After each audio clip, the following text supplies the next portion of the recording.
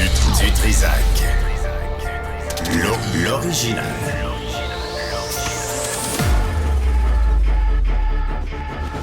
Du Trizac. Votre plaisir coupable. Attention, c'est pas un mardi comme les autres, je vous avertis tout de suite. Attachez votre tuque, éloignez les enfants de la télé, ça va brasser, ça sera pas drôle. On est le 20 février, bienvenue. Stéphanie, bonjour. Salut Benoît. Bonjour, puis on va revenir sur ce qui se passe dans les prisons, les pénitentiaires à travers le Québec et le Canada. Là, on sait plus qui mène dans les prisons. C'est les gangs de rue, c'est les gardiens, les agents correctionnels. On va revenir là-dessus vers midi et demi. Mais tout d'abord, Gaétan Barrette, bonjour. Bonjour. Gaétan, bonjour.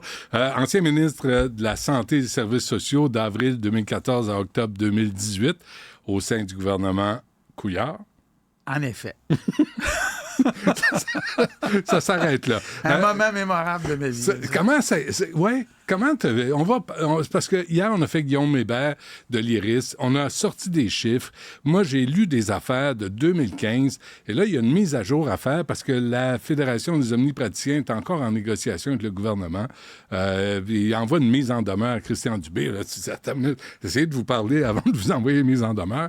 Mais toi, ton passage en politique, là, ouais. Qu'est-ce que tu en gardes comme cicatrice? Oui, comme cicatrice, c'est bon, ça. C'est bon, ça. Je pense que ça vaut la peine d'aller en politique. Je pense qu'il faut passer par l'opposition d'abord avant d'aller au pouvoir. Ça, j'en suis convaincu. Oui. Ou bien avoir de meilleurs conseils en arrivant. Mais idéalement, il faut y aller quand il y a des budgets, pas quand il n'y en a pas. Meilleur conseil voulant dire? C'est-à-dire qu'à un moment donné, là, il y a une manière de faire de la politique au gouvernement, au Salon Bleu, dans l'espace public, et les choses qu'on pense en y arrivant ne se réalisent pas nécessairement. Toi puis moi, on va se tutoyer parce que tu n'es plus ministre. Il n'y a plus de titre, il n'y a rien. Je suis heureux on est sur le même pied. Ouais. On a d'abord collaboré beaucoup. Quand tu étais collaborer, président... c'est sympathique.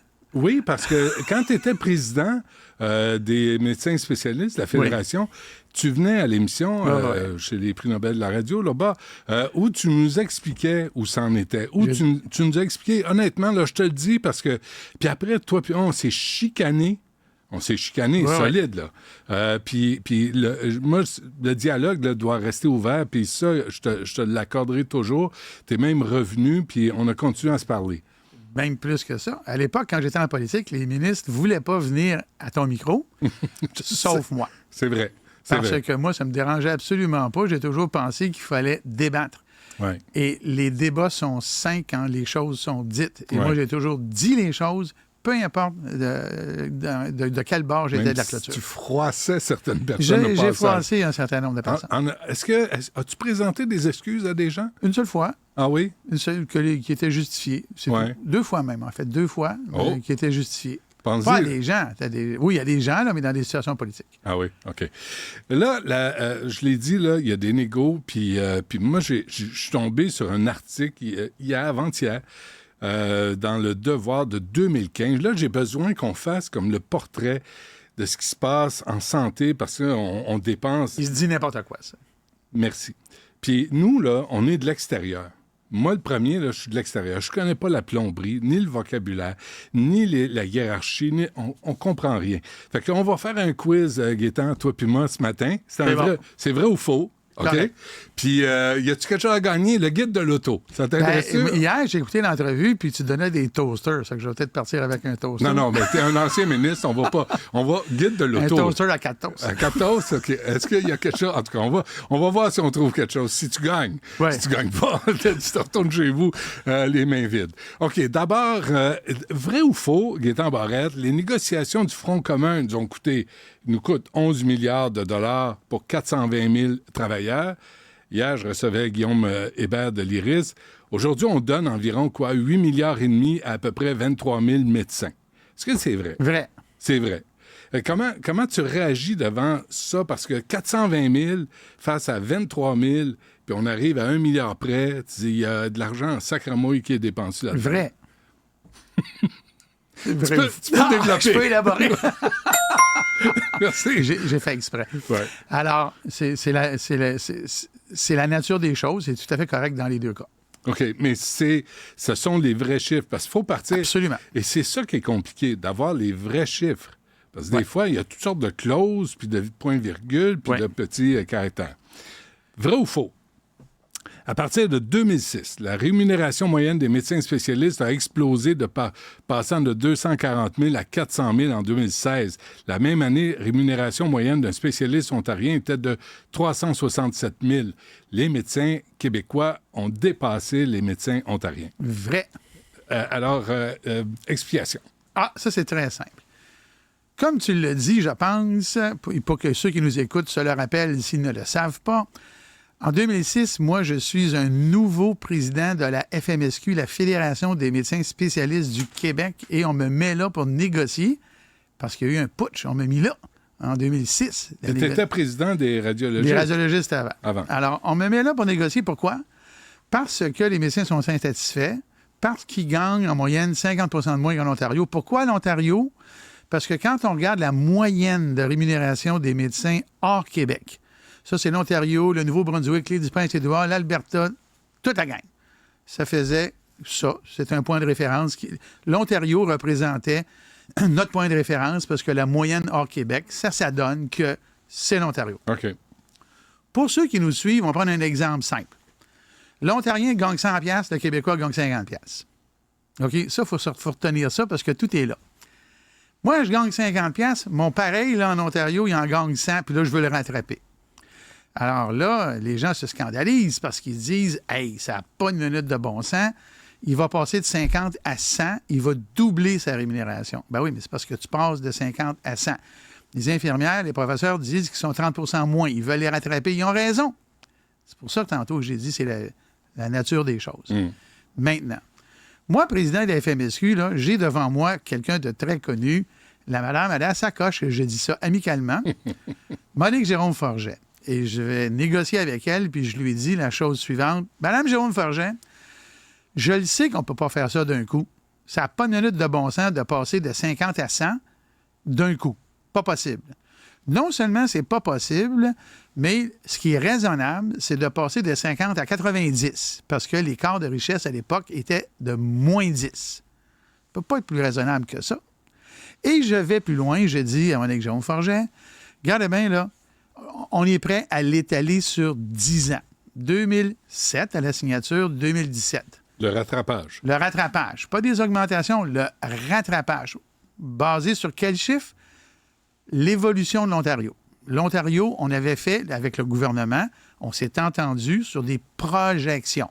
Puis on sait que les projections, ça ne marche pas tout le temps. Oui, de toute évidence. OK? De toute évidence. Et là, ça n'a pas marché, justement, mais j'y reviens. Alors, ce qu'on a signé en 2007, janvier-février, c'est un rattrapage sur 10 ans de passer de moins 50 à moins 90. Je reviens à l'exemple. Je gagne 50 $, le gars en Ontario, il en gagne 100, je vais en vendre à 90. That's it. Puis je le souhaitais pour tout le monde. Ça devrait être comme ça pour tout le monde, les professeurs, les infirmiers, tout le monde. Parce que je ne vois pas pourquoi la société québécoise donnerait une rémunération différente à ces mêmes officiers de quoi que ce soit qu'en Ontario, moins X% qui est la richesse collective. Qu'est-ce qui s'est passé en 2007 et 2017? Les projections qu'on avait convenues qui étaient correctes, bien, il y a eu un moment où le gouvernement ontarien a cassé ses engagements et a ralenti. Ce qui fait qu'on les a dépassés. OK.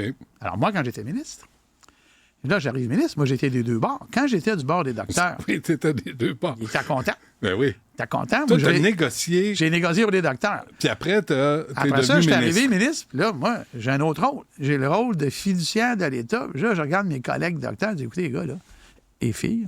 J'ai écouté bien, là. Boys and girls, là, on a dépassé l'Ontario. Donc, il doit y avoir un rectificatif.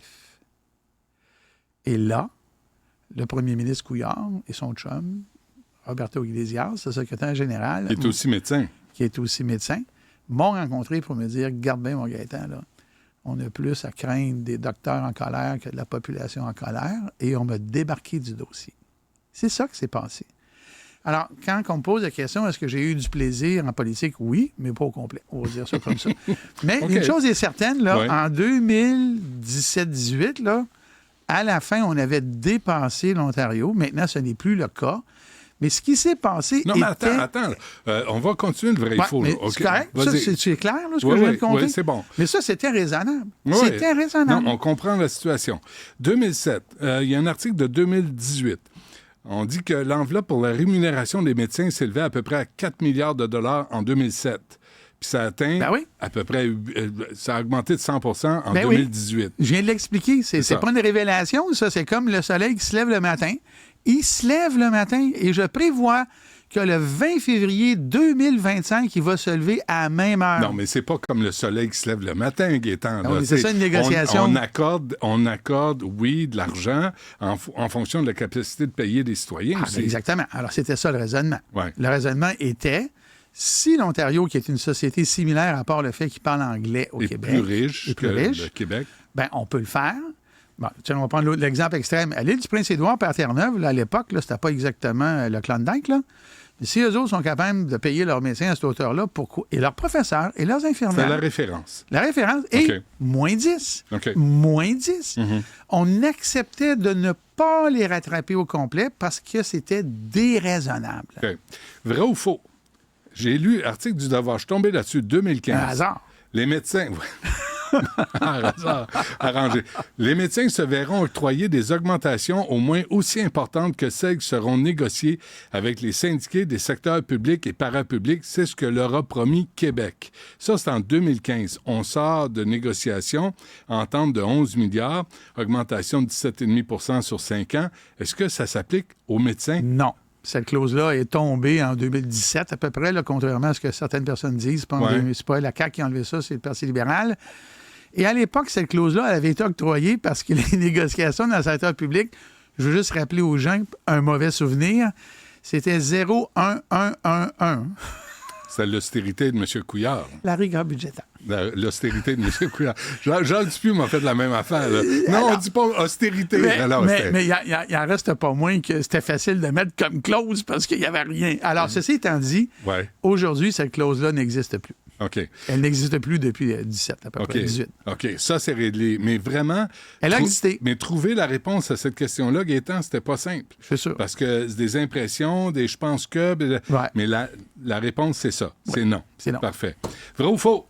Les médecins que vous avez dit trop payés ont obtenu des gains grâce à vous qui étiez président de la Fédération des médecins spécialistes du Québec. Tu viens de le dire. Vrai. Ben oui, c'est ça mon mandat. J'ai fait ma job, j'ai négocié. Oui, c'est ça. Je ne peux pas me reprocher d'avoir négocié correctement. Ouais. Ceci dit, le gouvernement, il y a deux partis, là, ils ont accepté. OK. Vrai ou faux? Le gouvernement, tu viens de le dire, là. Moi, j'avais prévu d'un quiz, là, tu sais. Le gouvernement Couillard, appuyé par son ami et collègue médecin Roberto Iglesias, secrétaire général du gouvernement, ça emmène large, ça. C'est le pouvoir. C'est ça. T'as sorti des négociations des médecins. Oui. Mais ils t'ont sorti, là, quand tu leur as dit, il n'y en aura pas plus, il va en avoir moins. Exactement.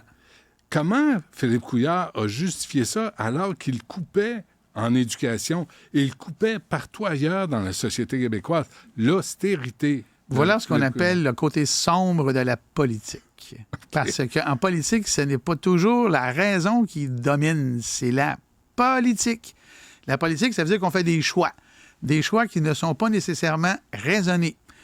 On en a un exemple aujourd'hui. Je ne viens pas ici faire de politique, mais tout le monde le sait. La CAQ gère par des sondages. On prend des décisions pour se faire réélire. Moi, je suis allé en politique naïvement en pensant faire des choses pour la société. J'étais naïf. Mettons que je suis réveillé aujourd'hui. Là. Si, OK, je sors de mon quiz, là, Gaétan Barrette, tu as représenté les radiologistes. Ouais. Tu as représenté les médecins spécialistes. Ouais. Tu es devenu ministre. Ouais. À travers tout ça, il y a de l'ambition personnelle. Là. On se Non. cache. L'ambition, c'était d'accéder au pouvoir pour faire les choses que je pensais qu'on devait faire pour la société. C'est une autre affaire. C'est pas pour la gloire. Moi, quand je suis allé en politique, je savais que j'allais me faire tirer des tomates. Tu m'en as tiré des tomates. Quelques-unes. Ça dépendait de la saison. Les tomates. Ça dépend. Des fois, la conserve avec.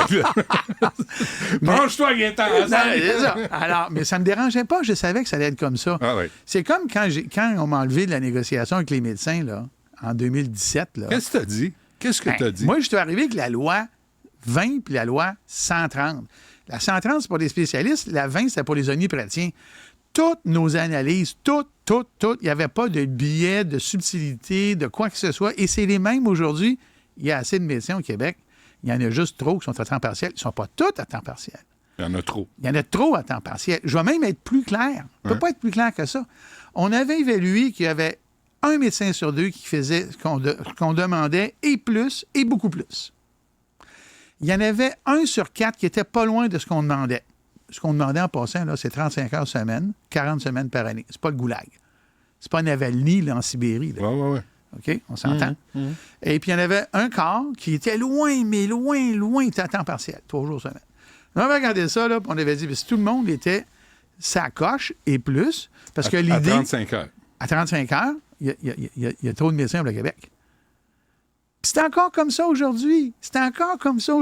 Alors moi, je suis allé en disant, j'ai fait ça, moi, j'étais chef de département, mes ouailles, à l'époque, ils ne m'aimaient pas au début, parce que je leur serrais un petit peu des affaires. Mes ouailles, dans mon département, à un moment donné, je leur ai dit, regardez, là, on peut gagner plus, produire plus, puis prendre plus de vacances. Ils ne me croyaient pas, on l'a fait. Ça se fait, ces affaires-là, mais à un moment donné, il faut que tu mettes le pied à terre. Fait que les omnipraticiens, leur problème, c'est ça. Les spécialistes, à l'époque, le problème, c'était de la couverture en région pour les découvertures. Pas d'anesthésiste, pas de gynécologue à Gaspé à Noël. Moi, j'avais dit, c'est bien plate, là, mais collectivement, vous allez vous organiser par une loi, sous peine de sanction. Si vous ne vous organisez pas entre vous, les 500, là, allez faire un tour de rôle Noël. Médecins spécialistes. Médecins spécialistes. Eux autres, c'est un autre enjeu. Les omnipraticiens, c'est un enjeu de présence à temps plein. C'est tout. C'est simple de même. Et c'est comme ça aujourd'hui, mais il fallait faire des lois pour ça. Et là, Philippe Couillard, lui, il a dit, ben non, regarde, là, ça brasse trop la cage, on va arrêter ça là, puis... Tu sais, on t'a dit, Gaétan, et le gouvernement de médecins. Toi et Bolduc, à l'époque aussi. Mais là, le gouvernement comptable, ils font la même affaire. Ils font rien devant les médecins. Oui, mais c'est parce que nous, comme citoyens, on se dit, quand est-ce qu'il va y avoir un gouvernement de citoyens? Vous l'avez eu? De quel? Mais moi, je ne suis pas le gouvernement. Qu'est-ce que tu as dit quand Couillard t'a dit t'es out, Gaétan? Ben là, moi, j'ai sur le coup, parce que ça s'est passé séance talente, là. Sur le coup, j'ai failli démissionner. En rétrospective, j'aurais dû le faire, mais je ne l'ai pas fait parce que c'était trop proche des élections et parce que moi, je joue en équipe, je trouvais que ça allait mettre mes collègues dans l'embarras. Bon. Mais qu'est-ce que tu as dit à Philippe Couillard? Ben, j'ai rien à dire. La phrase, c'est pas compliqué. Parce que l'échange était à savoir, parce que Philippe Couillard ne parlait pas dans ces discussions-là. C'est Iglesias qui parlait. Puis Iglesias lui disait qu'il connaissait plus l'état d'esprit de la population que moi. Ce à quoi je lui ai répondu, c'est plate, mais je pense que c'est moi qui ai raison, puis toi, t'es pas de ton temps. Parce que, bien honnêtement, à l'époque, on avait, dans ce dossier-là, la population de notre bord. La population est tannée de ne pas avoir accès à un médecin de famille. Ben, puis elle a raison. Ben, je pense elle a raison. OK, vrai ou faux, la loi 20 plutôt, n'a jamais été appliquée aux médecins? Jamais. La loi, là, ça, c'est une question amusante, ça. Il faut que j'élabore 2 secondes. Vas-y. Elle est adoptée, elle est en vigueur, sauf un article, l'article de la date d'application des sanctions. Et Christian Dubé a pris à peu près 80 de la loi 20 puis il l'a mis dans la loi 15. Et là, il va pelleter ça dans les mains du Top Gun. Est-ce que le Top Gun va avoir la colonne vertébrale d'appliquer ça? Est-ce que c'était appelé pour le Top Gun? Ben non, voyons. Vrai ou faux? Faux. Okay, vrai qu'il ne m'a pas appelé. Là. Vrai qu'il t'a appelé. OK, la loi 20 pour les gens, là, en gros, résumé, c'est quoi? La loi 20, c'est simple comme bonjour. Vous prenez en charge 100 de la population, vous vous mettez à temps plein et vous vous mettez en accès adapté. C'est quoi l'accès adapté? Moi, je suis médecin, là. J'inscris, si je ne fais pas d'hôpital, 1500 patients répartis sur les âges et je mets ma grille de rendez-vous disponible à mes 1500. C'est le patient qui va contrôler ma pratique. Et ceux qui font ça, c'est une pratique des années 50-60. C'est étudié, c'est imposé dans les gros HMO américains. C'est la raison pour laquelle, aux États-Unis, pas parce qu'on paye, c'est parce qu'ils ont ça et on voit toujours le médecin, soit la journée même, soit en dedans de 72 heures. Toujours. Qu'est-ce qui fait que ça ne s'applique pas? Parce que la FMOQ, qui s'était engagée sous moi avant qu'on me débarque de faire la promotion, la formation de tout ça, Ouais. a arrêté le jour où on m'a débarqué.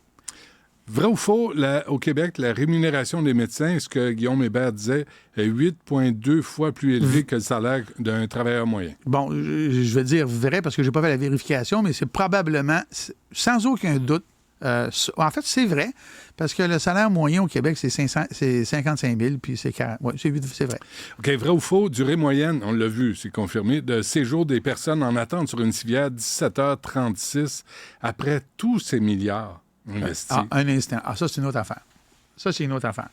D'abord, c'est faux, c'est plus que 17 heures, mais mettons que c'est 17 Ce matin, heures. j'ai c'est vérifié. aujourd'hui, ça? Bon, C'est ça a monté à 17h37. 20 quelques heures. Là. Oui, mais ce matin, ça va bien, c'est 17h36. Une petite parenthèse. Ouais. L'objectif qui avait été établi par toutes les parties, les administrateurs, les docteurs, les infirmières, tout le monde, en 2000, parce qu'il y a un document qui a été écrit là-dessus, c'était 12 heures. Moi, je l'ai amené à 12,4 heures en 2018 au prix d'efforts importants, pas de moi, de tout le monde dans le réseau. Puis, rappelons-nous d'une chose. Quand on est couché sur une civière, pas assis dans la salle d'attente, quand on est couché sur une civière, on est traité. Pourquoi 12 heures? On est investigué et traité. Le 12 heures, c'est pour investiguer. J'arrive, j'ai mal au ventre. Le docteur pense qu'il faut faire une échographie et un scan. On fait l'échographie, on fait le scan. Ça montre telle affaire. On commence un traitement. Tout ça se passe pendant 12 heures. Et au terme du 12 heures, on décide si on hospitalise ou on retourne la personne à la maison avec des médicaments, whatever, un suivi. Tu me suis? Mm-hmm. Bon, le 24 heures, parfois, là, des fois 48 heures, dépendamment du moment de l'année, c'est parce qu'on n'a pas de place à l'étage. Et on n'a pas de place à l'étage. Tu disais ça il y a 15 ans. Mais c'est la raison pour laquelle, quand moi j'étais ministre, j'avais réussi, malgré la rigueur budgétaire, en souriant, à budgéter l'ajout dans la grande région de Montréal de 1000 lits de courte durée parce qu'il manque de lits. Combien qu'il y en a aujourd'hui? 6 ans plus tard? 10 ans plus tard? 0. Ben là, à un moment donné, et aujourd'hui, Maisonneuve-Rosemont, mon hôpital, on annonce l'ajout de lits et la construction d'un nouveau pavillon avec la mise à niveau de tous les équipements dans 15 ans. Mais pourquoi tu ne l'as pas fait, toi? Ben, je l'avais annoncé. Il était budgété. Aujourd'hui, ça sera opérationnel. Mais tu comprends Il que fait les partie gens... du 1000 lits. Mais, Écoute, ça vaut la peine. Ouais. J'avais augmenté les lits, moi. Budgété, là, ça allait se faire. 238 à ST de la santé. 238. 150 à Maisonneuve-Rosemont. 150 à La Garda, et ainsi de suite.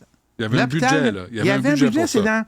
C'était dans le cadre financier de 2018. Ouais. Donc, ça devait se faire. Ouais. Ça n'a pas été fait. Pourquoi? Ben, c'est parce qu'ils ont décidé de ne pas le faire, le gouvernement d'après. Ben oui, mais c'est tous ces projets-là. Mais les gens qui regardent ça, là, Gaétan, là, ils se disent, hey, on a mis des milliards. Ils ont raison. Puis on n'a pas en retour. Mais ils ont raison. Mais qu'est-ce qu'on fait? Ben, c'est-à-dire que dans c'est de ta faute. Ben non. C'est-à-dire que c'est la faute au suivant. C'est comme les plombiers et les électriciens non, qui parce que viennent chez quand vous. on est en politique, c'est de la faute au précédent.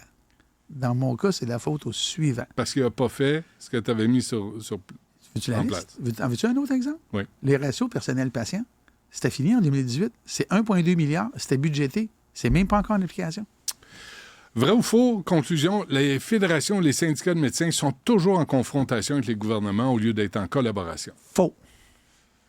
Faux Vrai pour ou faux? Les fédérations, les syndicats de médecins sont toujours en confrontation. Non.